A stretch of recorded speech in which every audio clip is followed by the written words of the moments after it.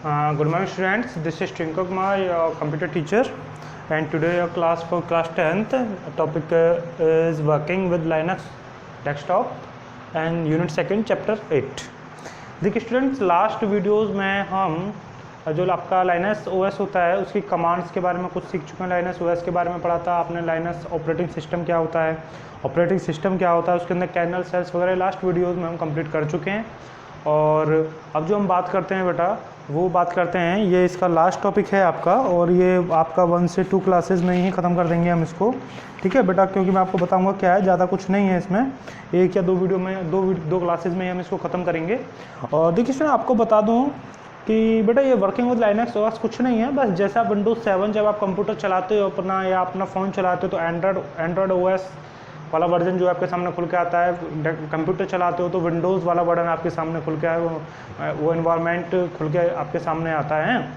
तो आपने देखा है कि जब विंडोज़ खुल के आता है आपका, विंडोज़ 7 वगैरह या विंडोज़ 10 वगैरह जो भी आप चला रहे हो अपने में, तो आपने देखा है कि वहाँ आइकन्स होते हैं, कहीं रिसाइकल बिन होता है तो कहीं ट्रेस होता है, कहीं केवल बिन के नाम से होता है। तो they are little bit different like this things, ठीक है। कहने मतलब ऐसा ही थोड़ा सा डिफरेंस होता है कि वहाँ पावर बटन होगा, वो वहाँ स्टार्ट बटन है तो वहाँ रेड हैट लिखा हुआ है, वहाँ कुछ और लिखा हुआ है। ऐसे छोटे छोटे से चेंजेस हैं, बाकी आप सब कुछ जानते हो इसके बारे में। मैं थोड़ा सा एक्सप्लेन करता हूँ, उसके बाद देखते हैं, ठीक है। तो देखिए सबसे पहले तो वर्किंग विद लाइनक्स डेस्कटॉप, इसका क्या मतलब है बेटा।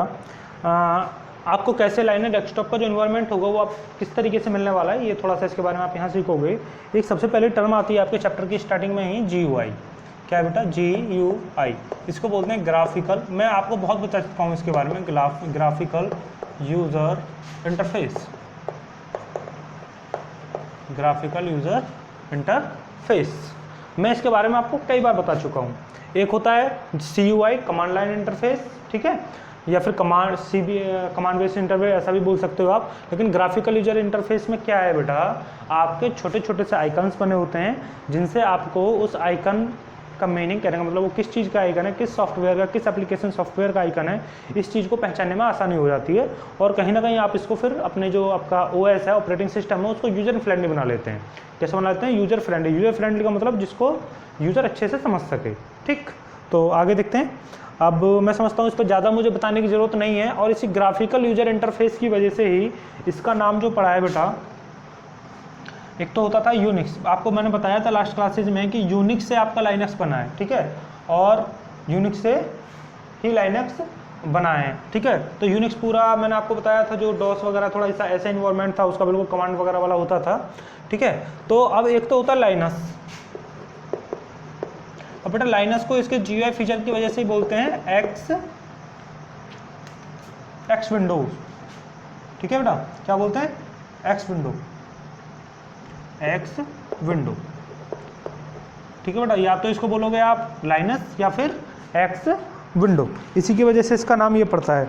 This x window does not mean that Microsoft Windows operating system.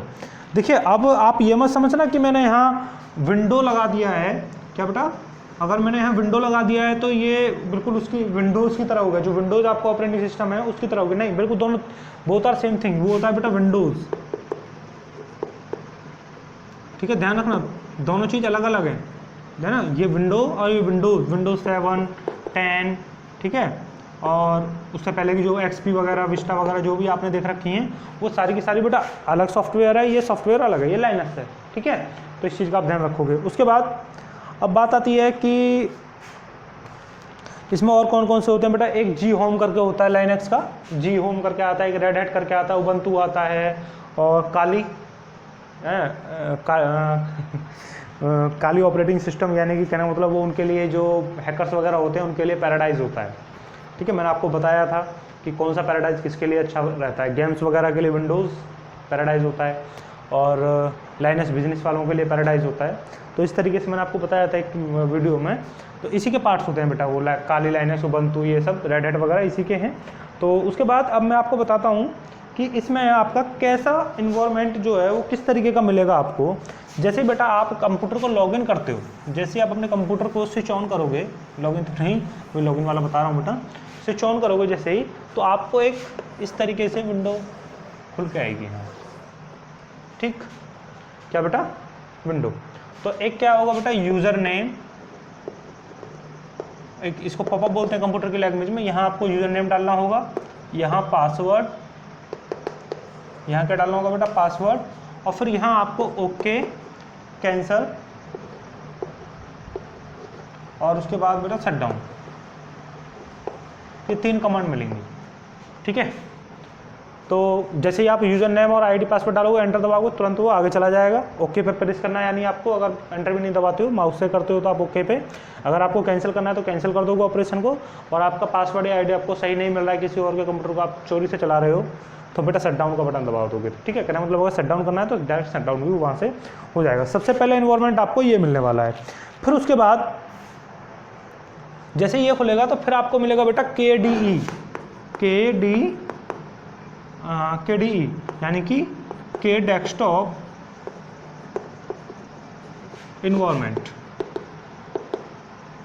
क्या के डेस्कटॉप इन्वायरमेंट, ठीक है भैया। ये क्या होगा मैं आपको बता देता हूँ बेटा। देखिए क्या होता है, ये भी एक इस तरीके का आपके सामने डेस्कटॉप खुल के आएगा, जैसे विंडोज़ में खुल के आता है, ठीक है बेटा। क्या खुल के आएगा, एक डेस्कटॉप खुल के आएगा, फर्स्ट स्क्रीन जो होगी आपकी वो खुल के आएगी, और इसमें आपको सब कुछ दिखाई देगा। यहाँ नीचे कुछ आइकन्स दिखाई दे रहे होंगे बेटा, यहाँ, ठीक है। यहाँ कुछ आइकन्स वगैरह दिखाई दे रहे होंगे, डेट वगैरह दिखाई दे रही होगी आपको, और यहाँ फिर कुछ आइकन्स आपको दिखाई दे रहे होंगे, ठीक है। तो अब देखिए अंतर क्या है, अंतर क्या है बेटा। जब आप विंडोज़ खोलोगे, मैं छोटे छोटे से अंतर बताते जाऊँगा आपको, बाकी आपको इस चैप्टर की रीडिंग करनी है अच्छे से एक बार। जैसे आप रीडिंग करोगे तो आपको सारा सब कुछ समझ में आ जाएगा। बाकी जो थोड़े थोड़े चेंजेस हैं मैं वो आपको बता देता हूँ। तो पहला चेंजेस क्या है बेटा, जैसे ही आप इसे खोलोगे तो जो आपको स्क्रीन दिखाई देगी उस पर एक सबसे मेन चेंज देखोगे आप कि वहाँ जो आपको रिसाइकल बिन, जो आपका विंडोज़ वाले उसमें रिसाइकल बिन के नाम से मिलता है, उसमें आपका एंड्रॉयड में किसी फ़ोन में ट्रेस के नाम से मिलता है, किसी फ़ोन में बिन के नाम से मिलता है, ठीक है। तो यहाँ किस नाम से मिलेगा बेटा, वो मिलने वाला है आपको ट्रेस के नाम से। किस नाम से मिलेगा बेटा, ट्रेस के नाम से, ठीक। उसके बाद जो आपका फोल्डर वगैरह होता है या कोई हार्ड डिस्क शो हो रही है तो वो किसके नाम से मिलेगी बेटा, आपको फ्लॉपी डिस्क, ठीक है। कोई फोल्डर वगैरह ऐसी चीज़ें आपकी फ्लॉपी डिस्क के नाम से शो हो रही होंगी, ठीक। उसके बाद देखिए अब बात आती है, ये नीचे की तरफ जो होता है आपका स्टार्ट बटन, ठीक। वहाँ आपको जब देखते हो आप विंडोज़ में तो उसमें तो इस तरीके से आपको 4 खाने से बने दिखाई दे देते हैं, ठीक है। इसको स्टार्ट बटन में 4 डिफरेंट कलर के एक बड़ा अच्छा सा सिंबल होता है, बड़ा अच्छा सा आइकन होता है, वो दिखाई देता है। लेकिन यहाँ बेटा आपको एक रेड कलर की कैप मिलेगी। क्या मिलेगी, यहाँ रेड कलर की हैट, टोपी मिलेगी, एक रेड कलर की टोपी मिलेगी, वो स्टार्ट बटन होगा उसका, ठीक। दूसरा चेंज ये है। तीसरा चेंज,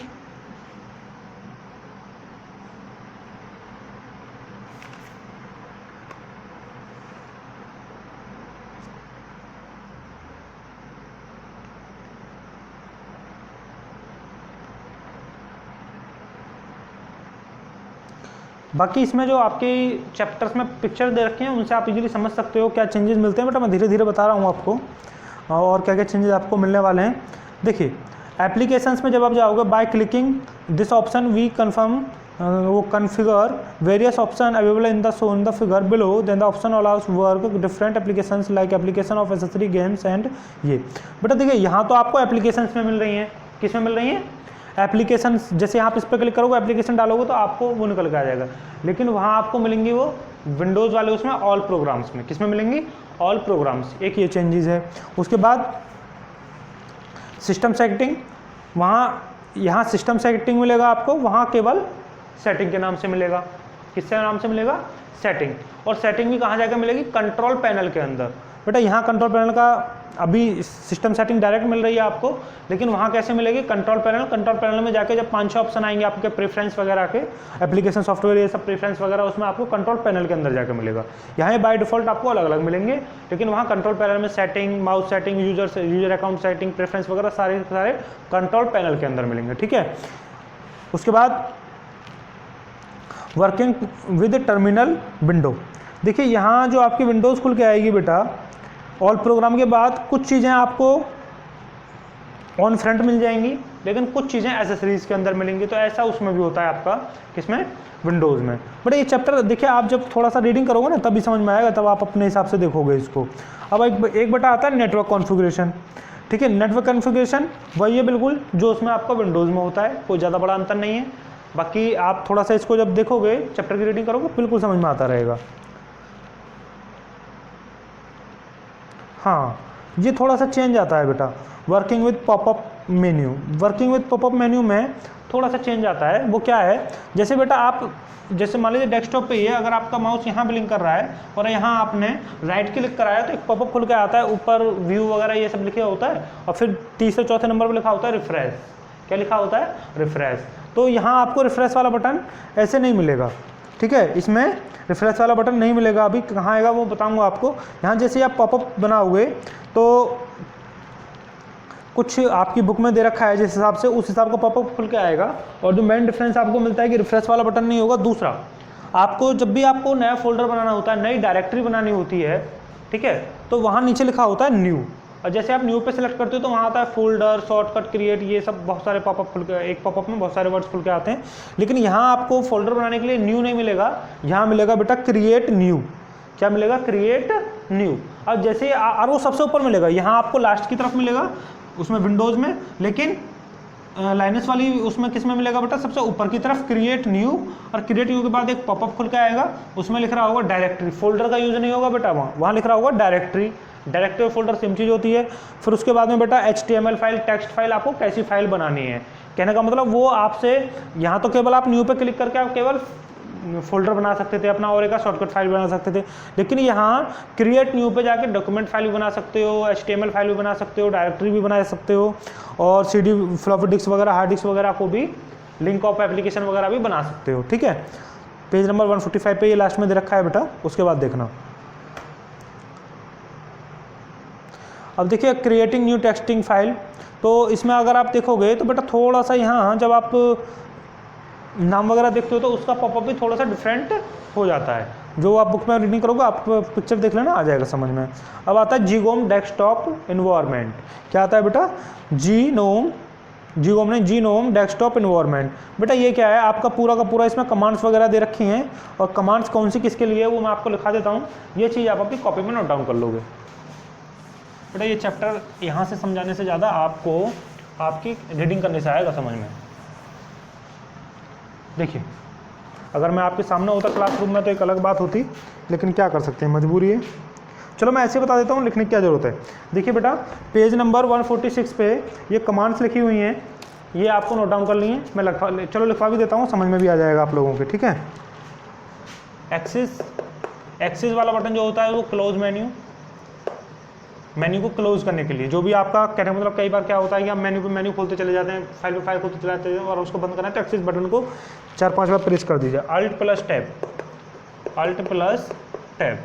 ये किसके लिए है भैया,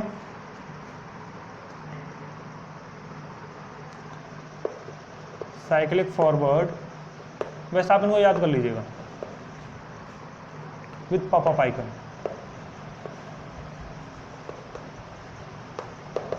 with pop-up icon, Alt plus Tab plus Shift।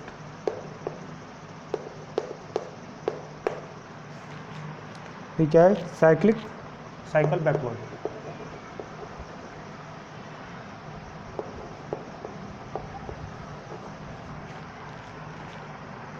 with pop-up icon। उसके बाद Alt plus axis cycle forward. बेटा ये भी यही है, साइक्लिक फॉरवर्ड। मैं लिख देता हूँ, चलो साइक्लिक फॉरवर्ड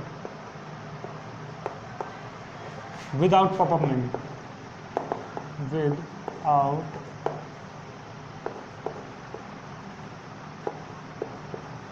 पॉपअप आइकन, ठीक है स्टूडेंट्स। उसके बाद Alt plus axis plus shift.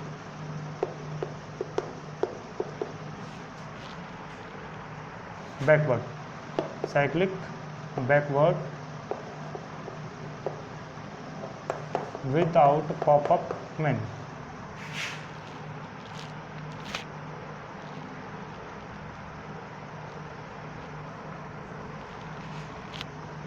Alt plus control plus tab,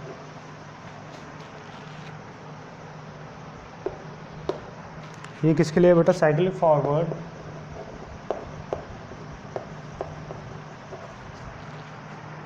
among panels.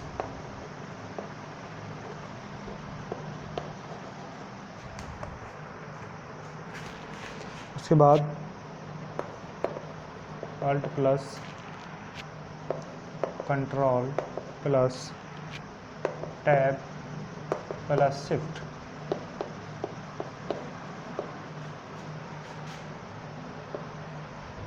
ये किसके लिए है भैया? साइक्लिक बैकवर्ड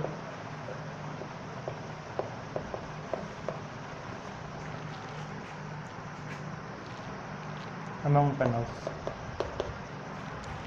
और बेटा ये बस इतनी लिख लीजिए, बाकी ज़्यादा ज़रूरत नहीं है आपको। अच्छा, उसके बाद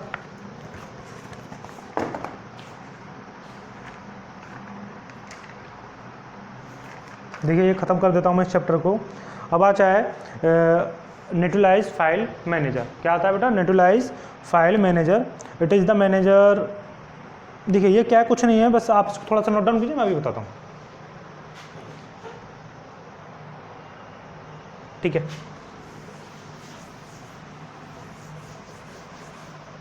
देखिए स्टूडेंट्स, इसमें जो दे रखा है नेटुलियस फाइल मैनेजर, ये कुछ नहीं है, जो आपका डेस्कटॉप खुल के आता है उसके बारे में बताया इन्होंने, क्या होता है क्या नहीं होता।